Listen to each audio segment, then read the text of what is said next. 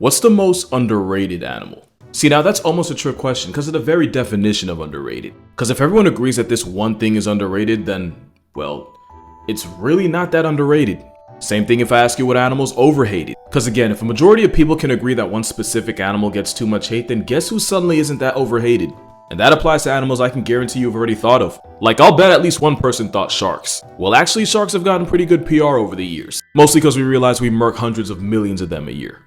That and dolphins started getting the smoke that was previously reserved for sharks.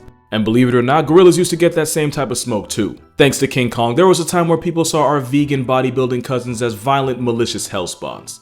Basically, what we know chimpanzees are, we thought gorillas were. It took a kid falling into a gorilla pen and, not dying for public perception to change. I'm talking about Binti, by the way. Harambe, that's another story. But speaking of PR, maybe nobody's has gotten more of a 180 than the wolf. An animal that was once so feared and loathed that people did everything in their power to keep wolves from breathing US oxygen. Wasn't until we realized 1, we kinda need wolves, and 2, wolves are actually terrified of people for us to change how we felt about them. So really, none of these animals can be called the most overhated. For an animal to be truly overhated, consequentially most of you would have to dislike it enough to disagree that it gets too much hate in the first place.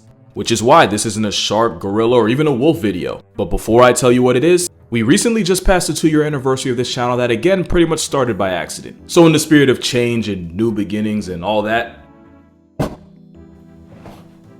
there's so much f***ing room now. Yeah, this is life now. Anyway, for an animal to be truly overhated, it's not enough for just people to have it out for them. And it's the fact that almost anything with a pulse is born instinctively hating coyotes that puts them here. If there's one thing you learn in this video, it's that no other animal gets treated more like nature's stepchild than the coyote. A red-haired middle child at that. And while the human-wolf arc has actually gone in a positive direction, people seem to hate their cousins as much if not more than they did 100 years ago. First, let's talk about what coyotes are. The key difference between a coyote and a wolf is that coyotes wear the face of someone who's seen everything life has to offer and was impressed by none of it. I've never seen an animal look so done with life. Well, except for this guy. Now, I once said that wolves are everything coyotes are, but better. That wasn't exactly true. Because while wolves usually outcompete coyotes and straight up bully them when they're in the same area code, coyotes make up ground by being way more adaptable. That's actually what helped turn the wolves' image around. Because the absence of wolves meant coyotes were able to run around unchecked and unhinged. And thanks to a diet that consists of literally anything that isn't nailed down, no seriously, if it fits down a coyote's throat, they're gonna eat it. Coyotes were able to succeed almost as well in the city as they did in the prairie. You can find a coyote in 49 states, and if there was a Hawaiian border, they'd probably go 50 for 50. Being able to make a meal plan out of almost anything, while also being clever enough to avoid humans, is why coyotes, unlike wolves, were able to succeed in urban areas the way most predators couldn't. They're basically travel-sized wolves that identify as raccoons. Any given moment you stand on American soil, you're standing closer to a coyote than you might want to admit. For example, there's about 30,000 Wiley seasoned across New York, and chances are you haven't seen one of them. It's almost like they all have NordVPN. Because NordVPN creates an encrypted tunnel for your data and protects your identity by hiding your IP address, allowing you to browse the internet in the shadows like a coyote in the city. And you get to enjoy your internet experience without having to worry about your data being sold on the black market, or whatever they do with that. You have the option to connect to one of thousands of different servers across several different countries. If you ever want to watch SpongeBob on Netflix but can't in your area, Australian servers are a hop, skip, and a button away, without the 18-hour plane ride or the toilet snakes. Also, with super fast servers, you never have to feel like you're compromising your speed for security. And thanks to NordVPN's threat protection, you can enjoy whatever you do on the internet, again, I don't judge, whatever that may be, without having to worry about ads, trackers, and malware. So to get the most out of your streaming service, make sure to go to nordvpn.com/casualgeographic to cop a huge discount available only for a limited time. A discount including an additional 4 months free off a 2-year plan. And with NordVPN's money-back guarantee, it's basically risk-free. You wanna know what isn't risk-free? Well, if you're a coyote, breathing. Threat protection would actually be a pretty huge buff to them because, long story short, anything that's in constant contact with a coyote is either taught or born hating them. You're probably familiar with the wolf-raven relationship. Here's how coyotes fit into that. So wolves have no love and no patience for coyotes, mostly because the latter will try to steal food from them right under their nose, which often gets the coyote put on a shirt on sight. Now, ravens and coyotes often compete for the wolves' leftovers. But because ravens are also one of the smartest things in the world with wings, they'll often snitch on thieving coyotes over to their wolf backup. And because why stop there, oftentimes while the coyote is actively running for its life, the raven will fly right above it to show the wolves which direction to run in. It's really no different than a helicopter during a high-speed chase. And the result is often one less coyote to count on the census. And somehow having an airborne black Air Force put a real-life hit on you isn't where it ends for them. Believe it or not, the very symbol of our country is really just an overgrown glorified seagull with the vocal cords of one. And as scavengers, that puts the alopecia pigeon often in direct competition with the wolf's understudy. Not only will bald eagles attempt to bully coyotes away from food, if you're lucky, you'll even see them snatch the food right out of the coyote's mouth and dare them to do something about it. Something that the coyote's a pair of wings and a couple billion years of evolution away from doing. It doesn't stop there. Bears will often unsubscribe coyotes from life before they get the chance to finesse them for food. Cougars do the exact same, except unlike bears, they'll often go out of their way to eat the coyote.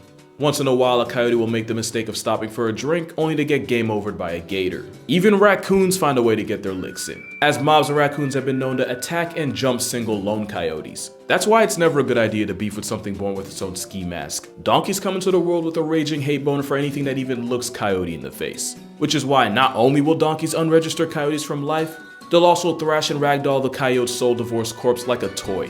This dog discrimination even applies to the big bird of South America. Like the donkey, the rhea has an internal prejudice for the entire canine family, and that extends to coyotes.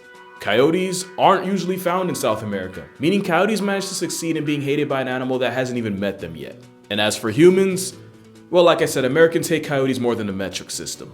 You don't have to see a coyote, you don't even have to live near one. All you have to be is a kid with cable on a Saturday morning to watch a coyote get curb stomped by life. Wiley really spent 70 years getting nailed on by a bird that really should have been light work in the first place. Like, if it wasn't for one animal, coyotes would really be out here with no friends. Coyotes and badgers are nature's unlikely duo. Unlikely since badgers should probably hate coyotes just as much as everyone else, since coyotes have a history of sometimes attacking and eating badgers. With badgers being a possible threat to coyote pups, the feelings should be mutual, but they manage to put all that aside when they hunt together. Since badgers can dig faster than any mammal, including a grown man with a shovel, they're able to flush out animals like ground squirrels and prairie dogs out of their burrows. Trying to hightail it on land puts them on schedule to get run down by the wily coyote. The Coyote Badger team up is so OP that they're actually 3 times more successful when they go out on hunts together. Everyone wins, except the squirrels.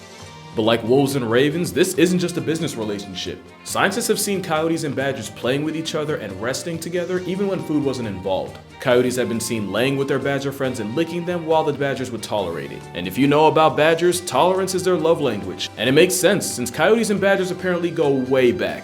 Way back as in researchers found a Mexican jar believed to be from the 1300s that showed a drawing of the 2 animals together. It's one of the truly wholesome friendships in nature, just like Kevin and his rock. Also, I've shown this clip like 1,000 times, but I never mentioned that that's actually the coyote's play bow. It's usually something you'll only see them do with other coyotes, but occasionally you'll see them do it with other animals. Either way, that's what it looks like when an extrovert adopts an introvert. That's kind of where the positivity ends. Cause like I said, coyotes are the true plumbers of nature. They have to take every for a living. And the coyote carnage peeks out at us. Look, you could probably tell that I have a soft spot for coyotes, but I'm also self-aware enough to realize that if I had a cat or a small dog in coyote country, my feelings would probably be different. Actually, forget pets. If I had a sleep schedule worth defending and I lived near this,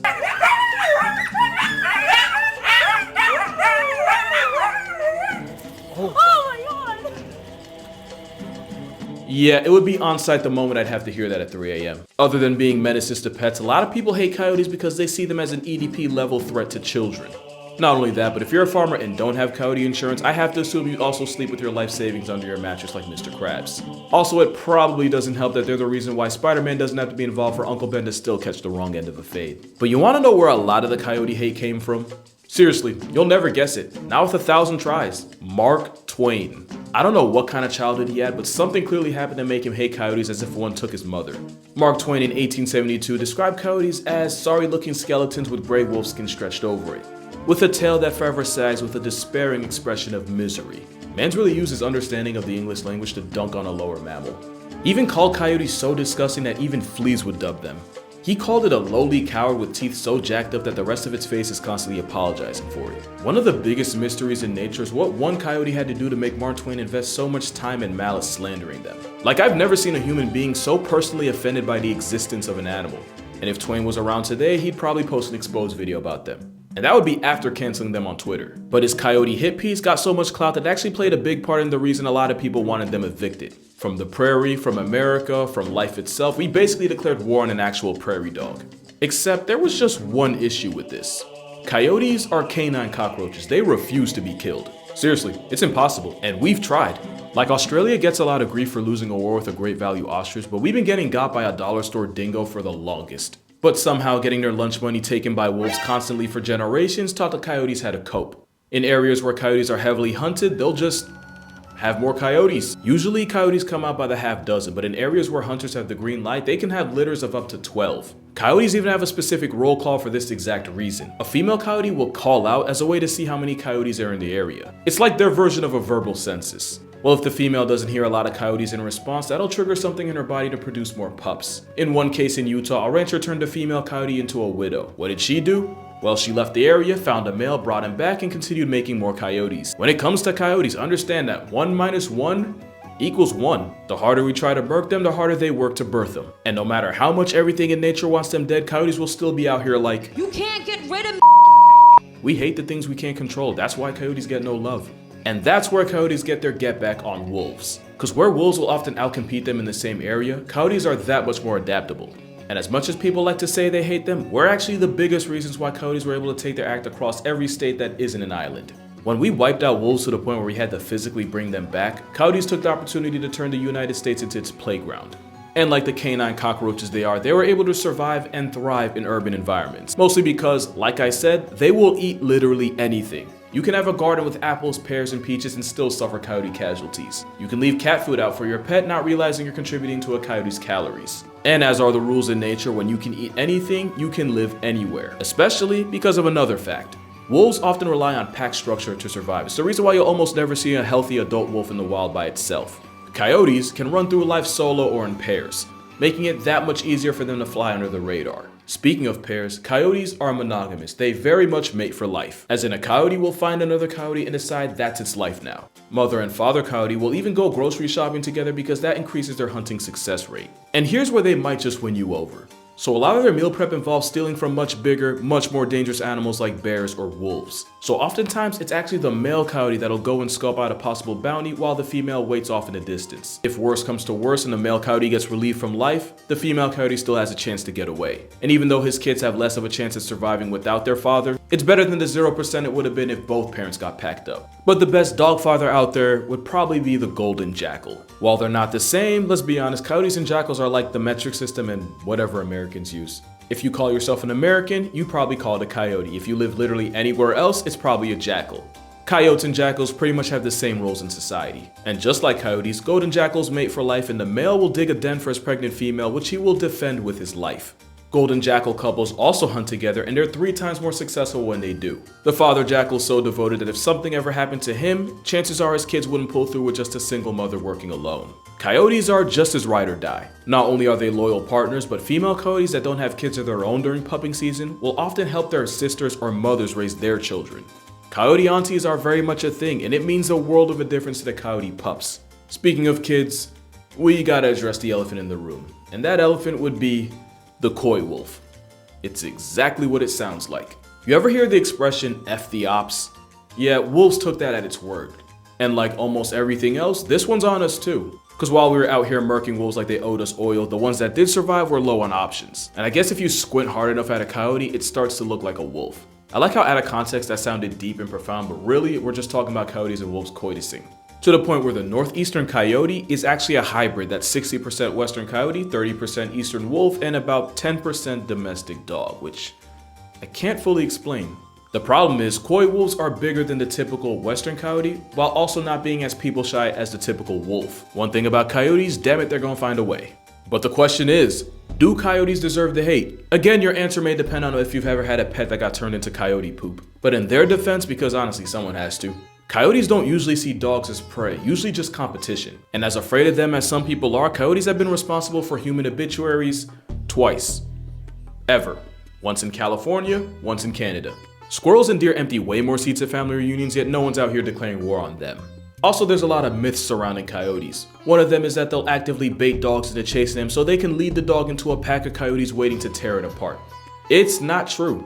And a lot like with wolves, coyotes are naturally afraid of people. It's when they start associating people with food that things can get bitey. Now, if you ask me how I feel about farmers flatlining coyotes to protect their livestock, I mean, what do you want them to do? I get it. Not to sound all PETA in the face about it, there's humane ways to do it. I literally watched a video of a guy setting his pit bull loose on a coyote and watching it slowly break its leg while the coyote cried in pain and the owner was just recording. And that's where I'm like, Damn, reincarnation really something, because Twain's still out here leaving his mark. I'm not asking you to like coyotes. I'm just saying anything with that much of a will to live and that little of a fire under a cautious kangaroo to give about anyone else, I mean, at some point you gotta respect the game. Their entire existence is out of spite and a middle finger to everyone else. I mean, man survived 70 years of disrespect and a second Space Jam. That's gotta count for something. But anyway, that's gonna do it for this video, which you can probably tell I had a lot of fun with. For more consistent content, be sure to follow my TikTok and Instagram. I try to post daily on both. And if you would like to support this channel, my Patreon's also gonna be in the description. Final plug, but most important, as you may or may not know, I actually came out with a book earlier this summer, along with an audiobook on the off chance you're not sick of hearing my voice yet.